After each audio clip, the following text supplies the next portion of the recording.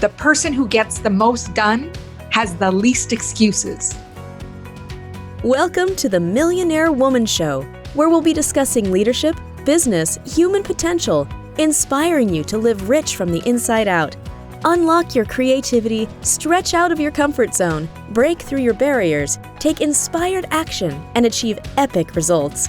Now here's your host, 3-time best-selling author, speaker, and certified executive coach, Debra Kasowski.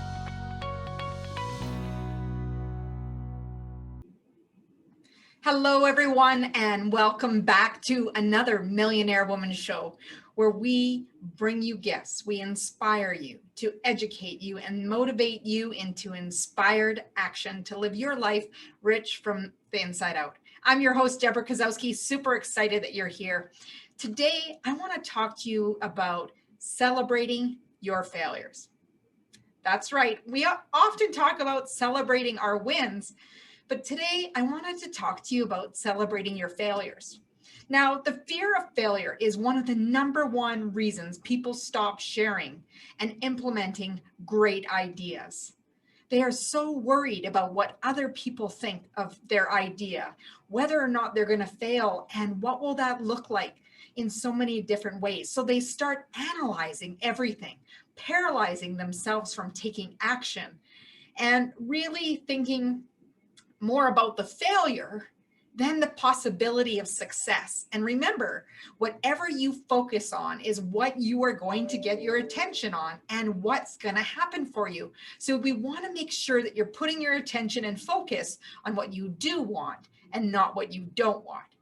See, you will do anything to avoid failure in ways of actions. You'll come up with excuses. You'll stop taking risks.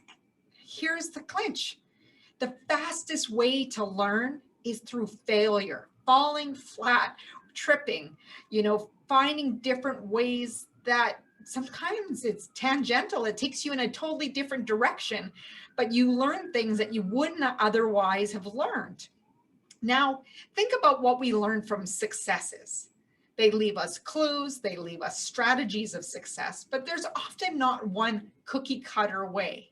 There could be influences of timing, could be connections of relationships that have formed, so many different factors that people look at another person's success, they get caught up in the comparison, yet there is clues in someone's success, and that's why it's really important to study those clues, pay attention to those clues.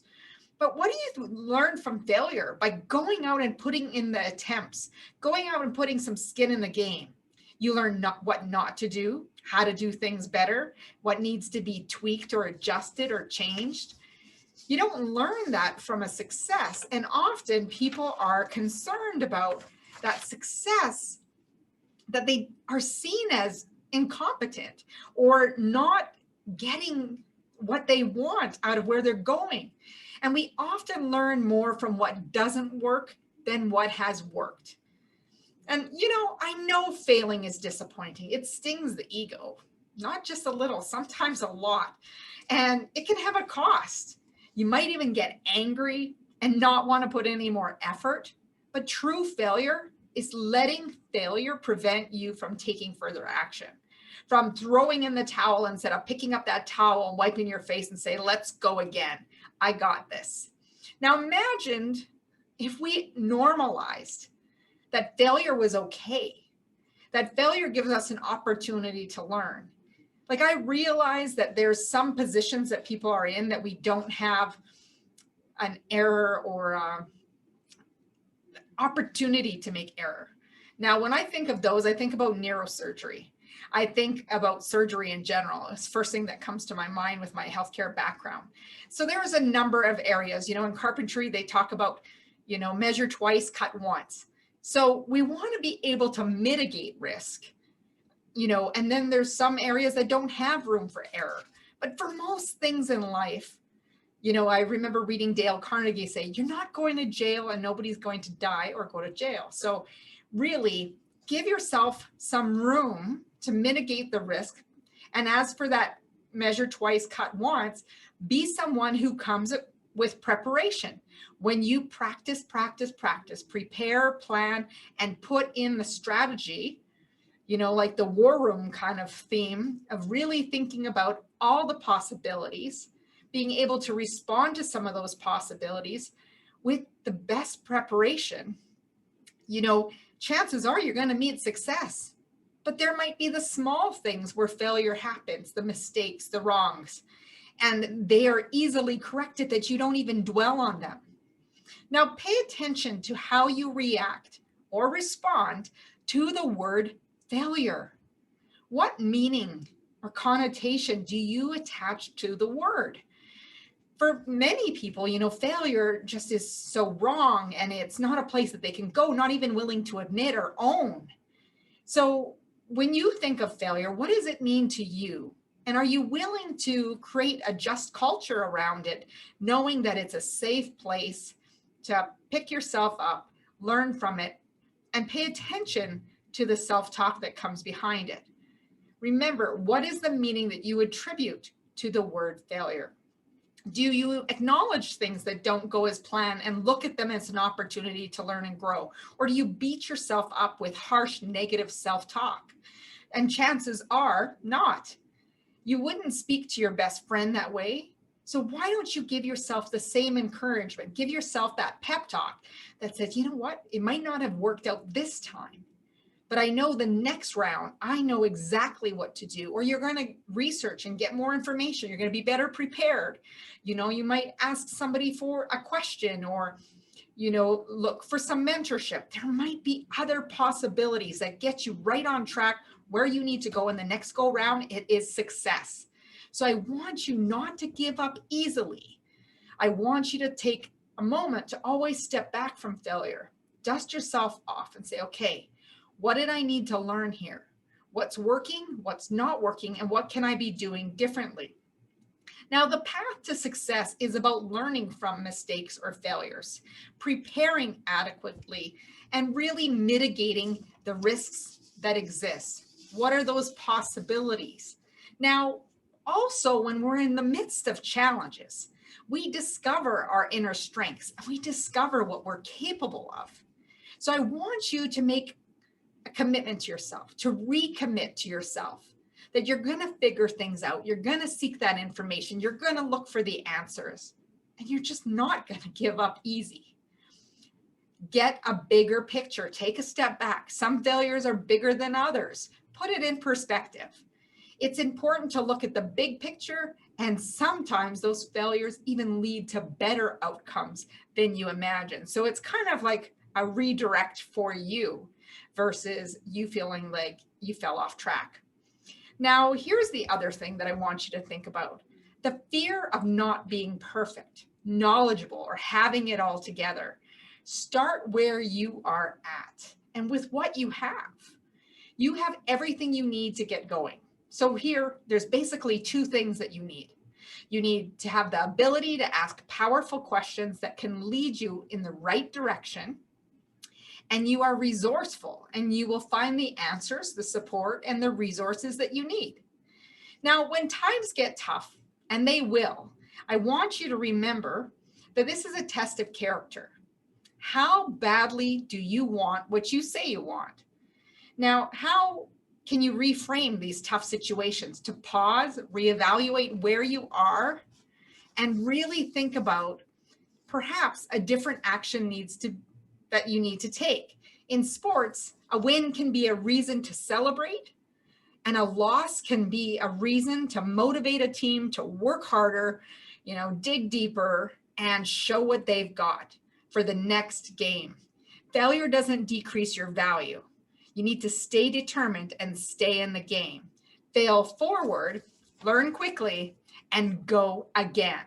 You are stronger than you think. You're more capable than you think.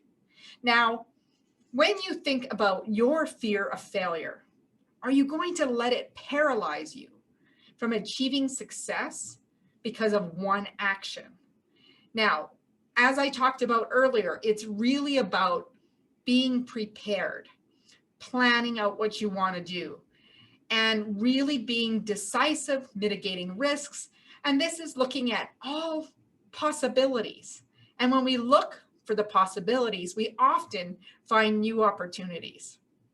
Now, that fear of failure can paralyze you from taking that action.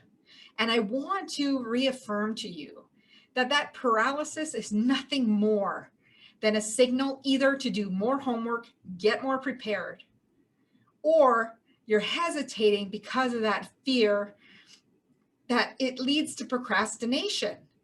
And you're holding yourself back, sabotaging your own success because you're not willing to take the next step. When you're prepared, it also increases your confidence in the actions that you're going to take because you are more competent. And the more you practice, the more you put yourself out there, the more confident that you are when you face times of uncertainty. And that's ultimately what it comes down to. The fear of uncertainty. Will you be able to handle it? Now, can you tell me that you've never failed before? Chances are not likely. So pick up your bootstraps, look forward, and move toward where you want to go, one step at a time. And celebrate the failures because they are getting you closer to that success. You might fail the first time, the second time. And I know it sometimes can feel like the story's overused, but I really do believe in Thomas Edison and how many times it took for the light bulb to be invented, or other different types of invention. It wasn't a one success wonder. When I even think about musicians who are one success wonder, why did they stop writing great hits? Why was it just that one song? Don't let one song that you play be the end of your journey. Don't let the one song be the only song you sing for your talent, your knowledge, your skill and ability. There is so much more in you. Just as many people write more than one book, there's more than one song, there's more than one story that makes up who you are. So I want you to think of that your failure, whatever it may be, is a lesson to share with the world and really support someone out there that just needs that word of encouragement, that motivation, knowing that each failure is actually a story of transformation, a story of action, and a story of resilience. Stay determined, stay on course. You have got this.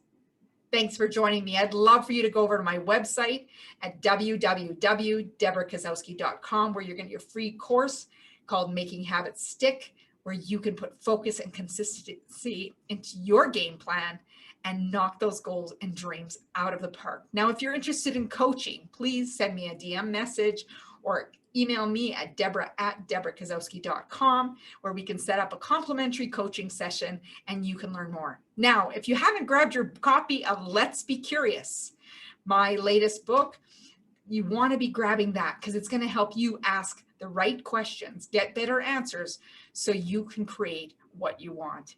Thank you for joining me here on the Millionaire Woman Show. As Muhammad Gandhi said, be the change you wish to see in the world and go out and make today great.